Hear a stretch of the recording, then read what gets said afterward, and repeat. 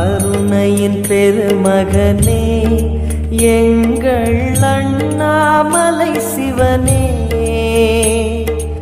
ஆடிய பாதத்தில் ஓரிடம் வேண்டும், ஆடிய பாதத்தில் ஓரிடம் வேண்டும். அருள்வாயீஸ்வரனே,